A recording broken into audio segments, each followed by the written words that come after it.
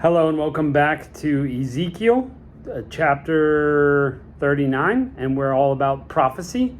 And it looks like we're going to be talking to some of the same characters again, so that should be interesting. We saw the Revelation connection last time, so let's jump right in and see what God has to say in chapter 39.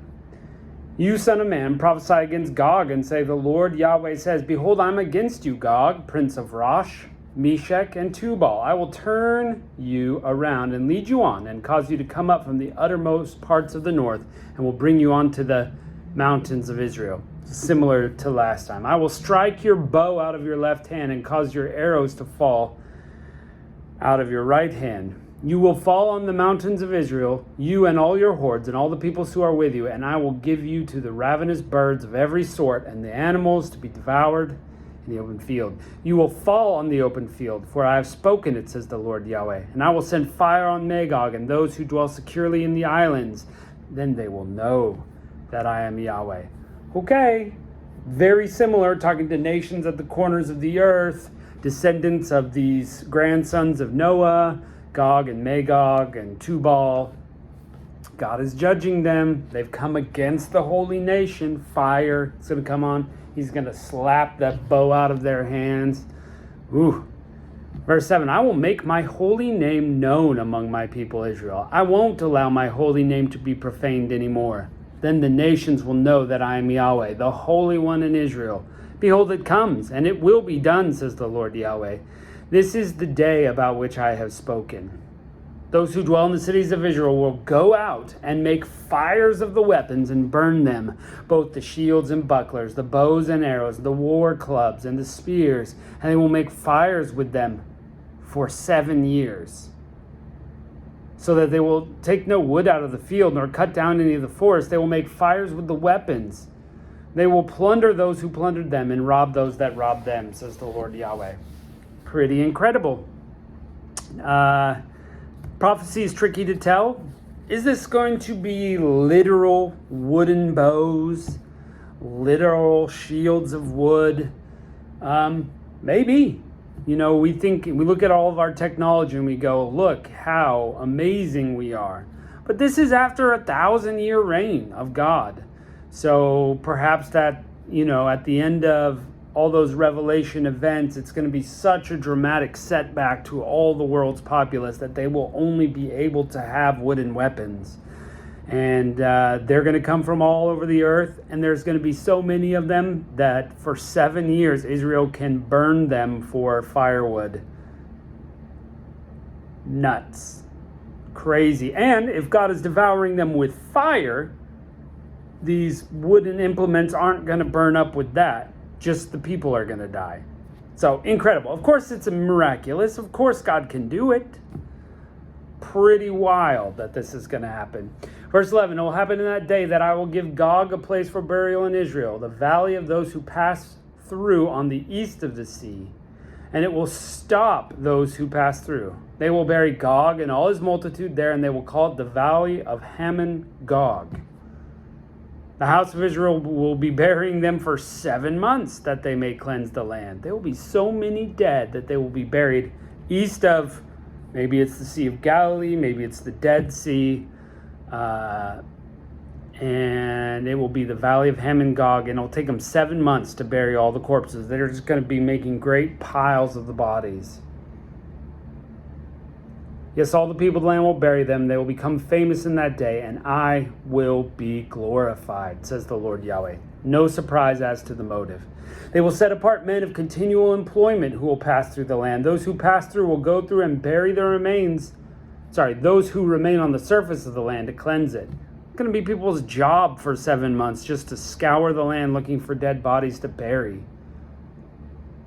After the end of 7 months, they will search. Those who search through the land will pass through. When everyone sees a man's bone, they will put a sign up by it until the undertakers have buried it in the valley of Hamon Gog.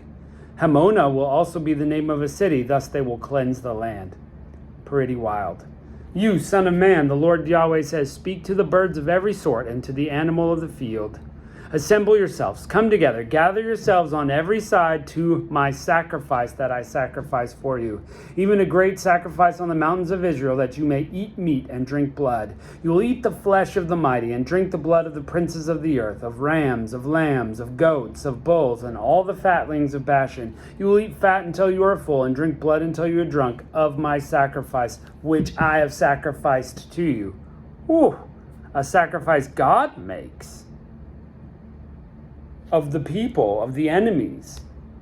You will be filled at my table with horses and charioteers, with mighty men and all the men of war, says the Lord Yahweh. The animals will eat this feast of that God has of dead corpses. And I'm just looking it up back in chapter 20. Fire comes and devours them. No, not much room in there for anything else in Revelation between the 1,000 years and this Gog. There's just nothing written about it in the book of Revelation. So this Ezekiel is now filling in the gaps of what will happen. It's more than 7 years, obviously, that they'll be there after that. I will set my glory among the nations. Then all the nations will see my judgment that I've executed and my hand that I have laid on them. So the house of Israel will know that I am Yahweh their God from that day forward, and the nations will know that the house of Israel went into captivity for their iniquity, because they trespassed against me, and I hid my face from them. So I gave them the hand of their adversaries, and they all fell by the sword. I did them according to their uncleanness, and according to their transgressions I hid my face from them. Therefore the Lord Yahweh says, now I will reverse the captivity of Jacob and have mercy on the whole of house of Israel. I will be jealous for my holy name. So this is kind of a reversal of fortune for Israel. They've been judged harshly for their sins. They've really had it handed to them. And God's saying, here's the hope. One day, Israel, I will bring you back, and I will set you up, and I will protect you on all sides from your enemies. And it won't happen again. You're going to be so prosperous, it's going to be great. And all the enemies around you will pay for their sins. Now, it's been a while. 2,800 years since this prophecy, and still going. Right? And still going. But for God's holy name, these events will happen. Verse 26, they will forget their shame and their trespasses by which they trespassed against me, and they will dwell securely in their land, and no one will make them afraid. When I've brought them back from the peoples and gathered them out of enemies' lands, and am shown holy among them in the sight of many nations. God's going to bring all the Jews back from all over the world and bring them back to Israel, set them up in a nation, and protect them. This has not happened yet, by the way. Has not happened yet. It just hasn't. So nowhere in the history have all the Jews come out from all over the world. So we know it's a futuristic prophecy. They will know that I'm Yahweh their God. No surprise there. That's the motivation for God's actions.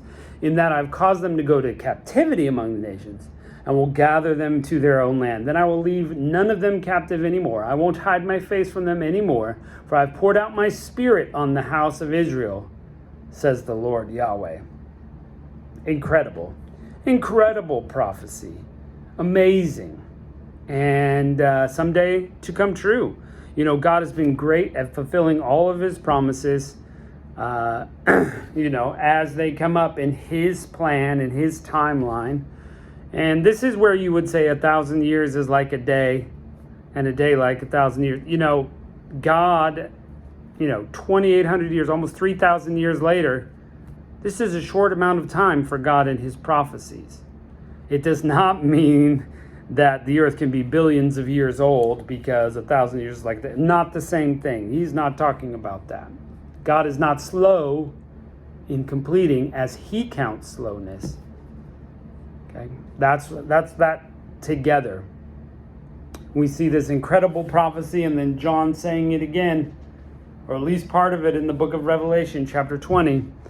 So wow, Gog, it's coming to you, and you're all gathering, and the birds are going to eat your flesh, and you're going to lose all your wooden implements, and they're going to be firewood. So incredible, love it, so excited about this. Ezekiel is probably my favorite book of prophecy so far. I mean, we've been through Isaiah, we've been through Jeremiah, I've really liked Ezekiel a lot. Who knew? Who knew? Well, thanks for joining us, and we'll see you next time.